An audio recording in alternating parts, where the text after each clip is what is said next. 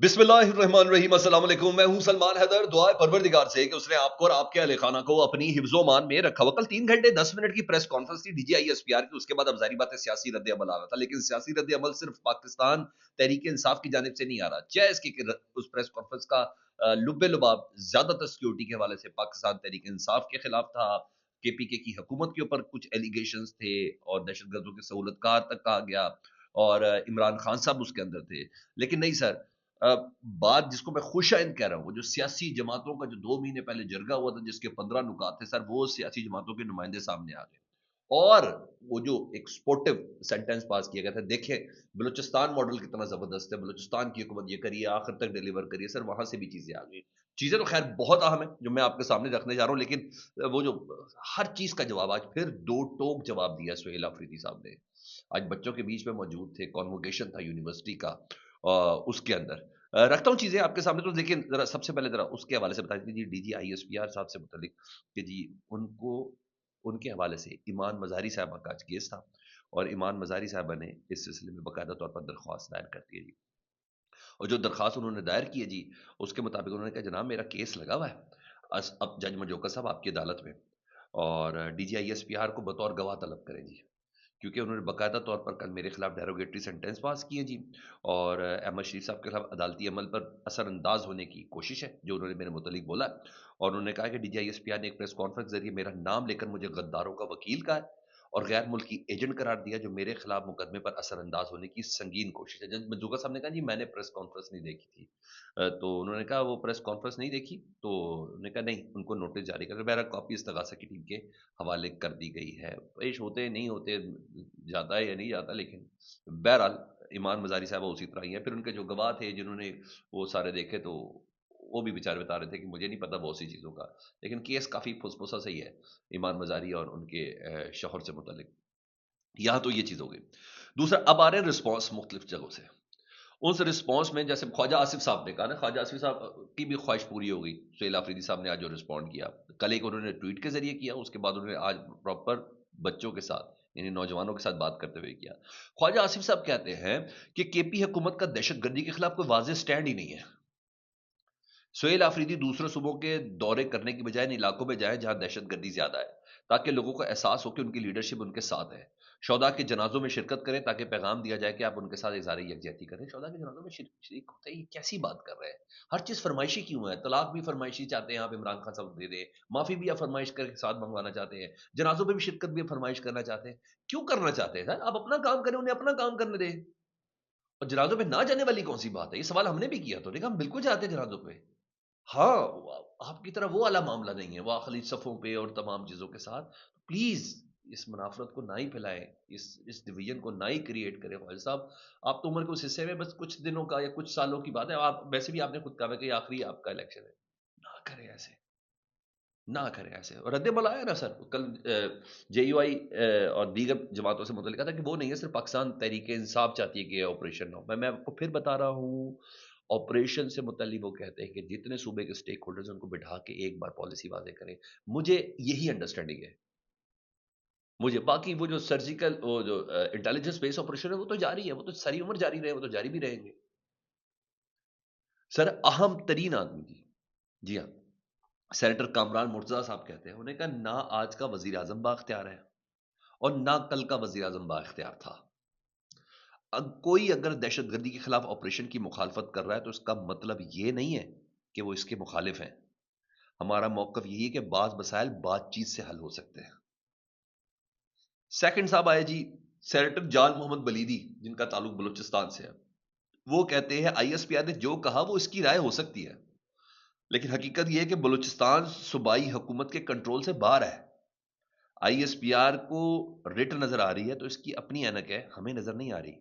KP हुकूमत के साथ उनका सियासी इख्तलाफ, बलूचिस्तान और केपी में हालात एक जैसे हैं।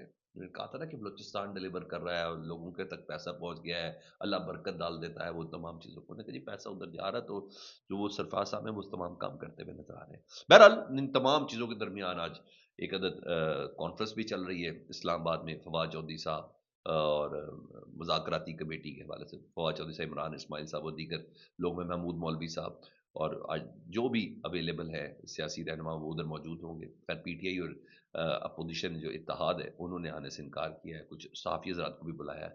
دیکھیں اس موضوع پر سر پہ بات کرتے ہوئے علیمہ خان صاحبہ کی گرفتاری کی بھی تیاری ہے نا جی, ان کے وارنٹ گرفتاری 26 نومبر کے کیس میں جی وہ جاری کر دی ہے, استثنا کی درخواست تھی وہ خارج کر دی ہے.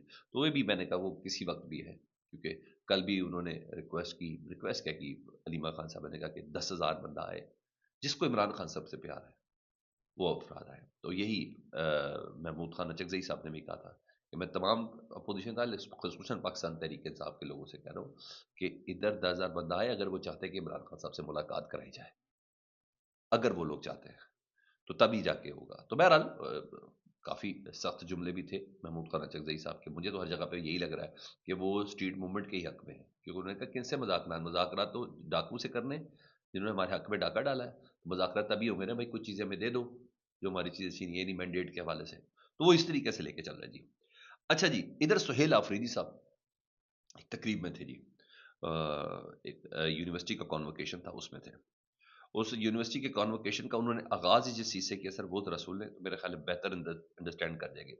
انہوں نے ایک شعر پڑھا جی جو بڑا مشہور ہے کہ میں طلوع ہو رہا ہوں تو غروب ہونے والا, میرے ہاتھ میں قلم ہے میرے ذہن میں اجالا, مجھے کیا دبا سکے گا کوئی ظلمتوں کو پالا, مجھے فکر امن عالم تجھے ذات کی فکر ہے, میں طلوع ہونے والا ہوں تو غروب ہونے والا. تو سر ان اشعار کے ساتھ ان صاحب نے خطاب کیا جی سہیل آفریدی صاحب نے. اور جب سہیل آفریدی صاحب نے خطاب کیا تو پھر اس وقت بچوں کی حالت دیکھنے والی تھی جی, انہوں نے بڑا اپریشیٹ کیا. پھر انہوں نے کل D G I S P R کی پریس کانفرنس کو رسپونڈ کیا, میڈیا پہ اس کو رپورٹ کرا تو پھر اسی طرح ہی ہوتا جی. انہوں نے کہا مراد سعید کی تقاریر ریکارڈ پر پڑی ہیں, ہم بتاتے رہے کہ دہشت گرد اب پہاڑوں پر ہیں, اب ہمارے گھروں تک پہنچ چکے ہیں, تب یہ کہتے تھے کہ ہم پروپیگنڈا کرتے ہیں. ان کے آفیشیل ریکارڈ کے مطابق 22 آپریشن بڑے میجر ہو چکے ہیں کے پی کے میں, 14,000 آئی بی او یعنی انٹیلیجنس بیس آپریشن ہو چکے ہیں, لیکن دہشت گردی ختم نہیں ہوئی. ہم نے پہلے بھی قربانیاں دی تھیں, ہم یہاں پر آپریشن ہوئے, ہمارے سکول تباہ ہوئے, ہمارے کالج تباہ ہوئے, ہمارے حجرے اجڑ گئے, ہماری مسجدیں تباہ ہوئی, ہمارے کاروبار تباہ ہوئے. 2 دن کے نوٹس پر ہم نے علاقے خالی کیے کیونکہ تب ہم سمجھتے تھے کہ پاکستان کو ہماری ضرورت ہے. یہ انہوں نے کہا جی. مزید سہیل آفریدی نے کہا کہ جب تقریر کا غازی یا کا نابدو وہی یا کا نستین ہو تو پھر بچوں نے شور مچایا تو پھر وہ بولتے ہیں کہ دیکھو یہ ہے پبلک انٹرسٹ, اور پبلک انٹرسٹ ہی عمران خان ہے اور کچھ بھی نہیں. پھر وی سی صاحب نے انگریزی زبان میں تقریر کی تو انہوں نے کہا مجھے بالکل اچھی نہیں لگی آپ نے انگلش میں تقریر کی, میں نے تمام یونیورسٹیز کو ہدایت کی کہ ہماری قومی زبان اردو ہے. اتنا پیٹروٹک ایک یہ چیچر ہے, اور حالانکہ ایسے تو سپریم کورٹ کا بھی حکم ہے, لیکن بہرحال انہوں نے کہا کہ ہماری قومی زبان اردو ہے اور تمام تقریریں اردو میں ہوں گی. میں یہ دوسری مرتبہ کہہ رہا ہوں, اب تیسری بار مجھے غصہ آئے گا. میں نے کہا ایک مائنڈ سیٹ کو اچھا نہیں لگتا کہ کے پی ترقی کرے, ان کو اچھا نہیں لگتا کہ ہمارے بچے پڑھیں, ان کو ہمارے بچوں کے ہاتھ میں قلم اچھا نہیں لگتا کیونکہ ہمیں بے سے بندوق ہی سکھایا گیا ہے, لیکن ہم کاف سے قلم پڑھنا چاہتے ہیں. نے کہا کے پی میں ایک بار پھر ملٹری آپریشن کی تیاری ہو رہی ہے, اگر مسلسل آپریشن کرنے کے بعد دہشت گردی ختم نہیں ہو رہی تو پھر سے آپریشن کیا جا رہا, تو قوم کو اعتماد میں لے. یہ لفظ ہے سر, میں پھر بول رہا ہوں میں نے ڈفرنس نہیں بنانے دینا, میں تو بتاؤں گا کہ جو چیزیں جس پر بات ہو سکتی ہے. انہوں نے کہا کے پی میں ایک بار پھر ملٹری آپریشن کی تیاری ہو, اگر مسلسل آپریشن کرنے کے بعد دہشت گردی ختم نہیں ہو رہی تو پھر سے آپریشن کیا جا رہا ہے, تو قوم کو اعتماد میں لے, یعنی عوامی نمائندوں کو, جرگہ مشاہرین کو, تمام اپوزیشن رہنماؤں کو, تمام جماعتوں کو, ان سب کو ریاست بیٹھے, کے پی کے کی قیادت بیٹھے ساری, چاہے اپوزیشن سے ان کا تعلق ہو, وفاق بیٹھے, ایک اسٹریٹجی بنائے, بس ساری چیزیں حقائق ان کیمرہ کرے, ساری چیزیں حقائق ان کے سامنے رکھ دیں کہ یہ پالیسی ہے ونس فار آل. انہوں نے کہا اگر 15 سال سے ایک پریکٹس ہو رہی مگر کامیاب نہیں ہوتی تو اس کا مطلب ہے کہ پالیسی شفٹ آنی چاہیے. آپ مسلسل ایک ہی پالیسی پہ کیا ہے. انہوں نے کہا میں کبھی کسی خوف یا ڈر سے میری آنکھیں اب نم نہیں دیکھیں گے, لیکن ملٹری آپریشن کا نقصانات کا ذکر کرتے وہ اب دیدہ ہوئے. انہوں نے کہا میں آفریدی ہوں اور آپ کو پورے وثوق سے کہتا ہوں کہ آپریشن سے پہلے ہمارے آفریدی قبیلے میں مرد یا عورت بھیک مانگنے والا نہیں تھا, لیکن بدقسمتی سے آپریشن کے دوران گھروں میں جتنے مرد تھے شہید ہو گئے, صرف عورتیں رہ گئی. جب میں نے بھیک مانگتے دیکھتا ہوں تو مجھے تکلیف ہوتی ہے. یہ سہیل آفریدی صاحب نے کہا.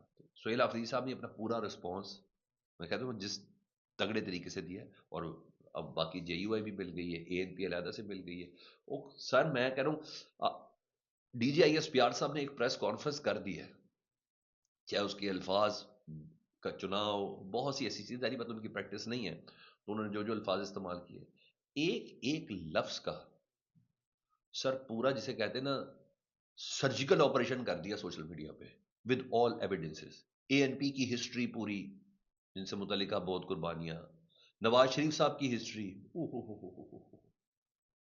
میں ادھر نہیں وہ چلا سکتا، یعنی پورا مجھے، یعنی اب یہ کہہ لیں کہ میری یاداشت کو تازہ کیا ہے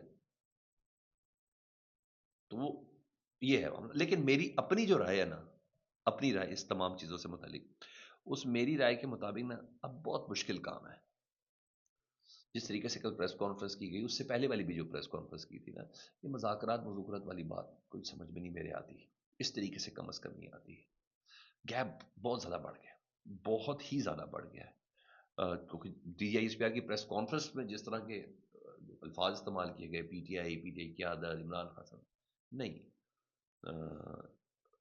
یہ رہے گا، یہ معاملہ رہے گا۔ ہاں، پاور ٹاکس پاور، جب تک پی ٹی آئی پاور میں نہیں آتی، اور پاور ان کے پاس ہے پبلک کی، اس پبلک کو جب تک گریب نہیں کرتے، وہ 8 فروری وہی ڈیٹ ہے نا، یعنی ایک زبردست قسم کا شو ریکارڈ کر دے اگر پاکستان تحریک انصاف پبلک کو گیدر کرتے ہیں، چاہے مشکل تو 10,000 بندہ بھی اس وقت اکٹھا کرنا ہوا ہے، اگر وہ بندہ اکٹھا کر دے تو پھر اسٹیبلشمنٹ سے بات، وہ کہتے ہیں الٹے پیر رہیں گے، پاور ٹاک پاور، اور یہ with in P T I حلقوں کے اندر ہے بھی بات۔ اب موبلائزیشن جو ہے وہ کس طریقے سے ہوگی، اس کا امتحان سر کراچی میں ہے، سندھ میں ہے، جہاں شرجیل میمن صاحب نے کہا ہے کہ ہم کا بھرپور ایسا وزیر اعلیٰ استقبال کریں گے، پروٹوکول بھی دیں گے، سیکیورٹی بھی دیں گے، تمام چیزیں کریں گے، تو یہ مومنٹم جو ہے نا یہ کریٹ کرے گا۔ اور رہی بات یہ مذاکرات کچھ نہیں، جب تک آپ نے اس پوزیشن پر لا کر کھڑا ہے، جس پوزیشن پر 2024 میں پاکستان تحریک انصاف تھی، اس کو تھکا دیا علی امین گنڈا پور صاحب نے، مجھے ایسا لگتا ہے۔ فیڈ بیک سمجھتے ضرور آگے کیجیے گا، اپنا بہت خیال رکھیں، اللہم صلی علی محمد و آل محمد۔